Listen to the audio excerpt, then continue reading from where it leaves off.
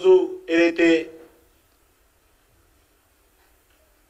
సింగరేణికి సంబంధించినటువంటి సమస్యలు ఉన్నాయో నేను ఒక కేంద్ర మంత్రిగా కేంద్ర ప్రభుత్వానికి సంబంధించినటువంటి 49% కేంద్ర ప్రభుత్వానికి సంబంధించినటువంటి షేర్ ఉన్న సందర్భంగా తప్పకుండా సింగరేణితో కలిసి సమన్వయంతో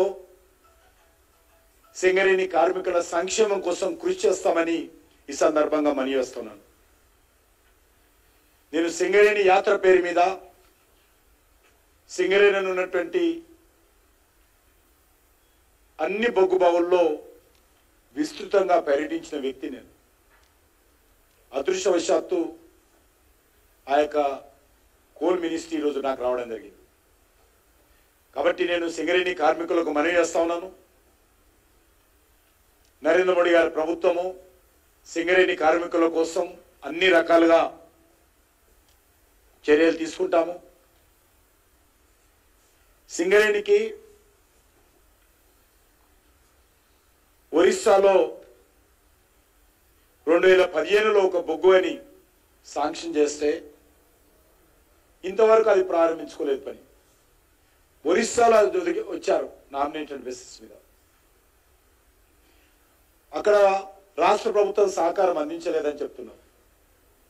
కానీ అప్పుడు ఉన్నటువంటి ముఖ్యమంత్రి అక్కడ ఉన్నటువంటి నవీన్ పట్నాయక్తో బీజేపీకి వ్యతిరేకంగా ఫ్రంట్ కట్టడం కోసం చర్చలు జరుపుతాడు తప్ప అక్కడ పార్టీ శాఖలు ఏర్పాటు చేస్తాడు తప్ప దానికి సమయం ఉంటుంది తప్ప ఆ ముఖ్యమంత్రితో మాట్లాడి ఈ యొక్క నైని కులోల్బాక్ను క్లియర్ చేయించుకోవడానికి ఆయనకు సమయం ఉండలేదు. ఈరోజు ఆయన మాట్లాడుతున్నారు కుటుంబం.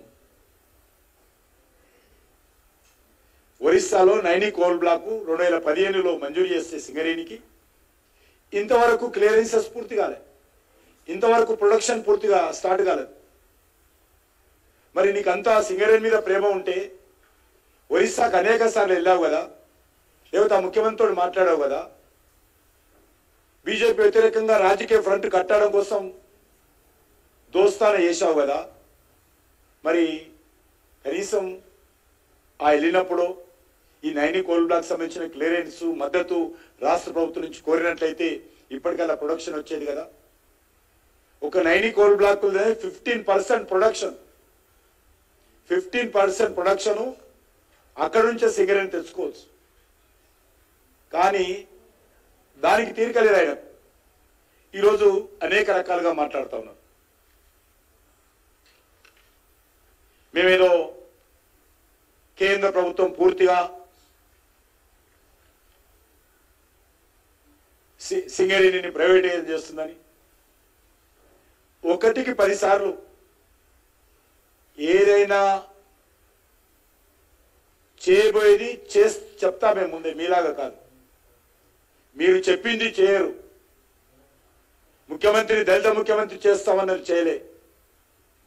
నిరుద్యోగ భృతి ఇస్తామన్నారు, ఇవ్వలే.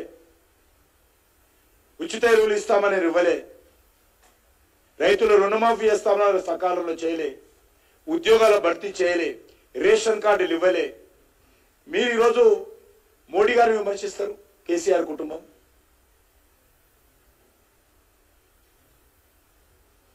సింగరేణి ప్రైవేటీకరణ చేస్తామనేటువంటిది శుద్ధ అబద్ధమే.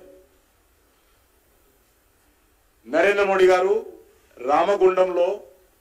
రామగుండం ఫెర్టిలైజర్ పరిశ్రమ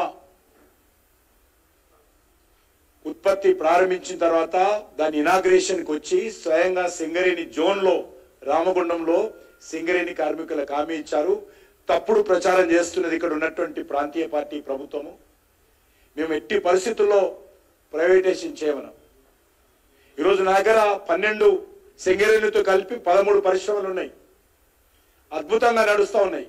public sector units total 13 units నడుస్తున్నాయి దగ్గర కోల్ ఉత్పత్తి చేసేటువంటి. ఈరోజు 85% కోలు ఒక విద్యుత్ ఉత్పత్తి కోసం మేము సరఫరా చేస్తున్నాం. డైలీ మార్నింగ్ ఈవినింగ్ మానిటర్ చేస్తాం. అన్ని కంపెనీలుగా లాభాలు నడుస్తూ ఉన్నాయి. అద్భుతంగా కోల్ కంపెనీలు దేశానికి సేవ చేస్తూ ఉన్నాయి. ఒక సెల్ ఫోన్ ఛార్జ్ నుంచి మొదలు పెడితే రాకెట్ లాంచర్స్ తయారు చేయడానికి కూడా విద్యుత్ లేకుండా ఈరోజు ప్రజల జీవనం కొనసాగదు. అటువంటి విద్యుత్ ఉత్పత్తికి ప్రధానమైనటువంటి భూమిక పోషిస్తుంది.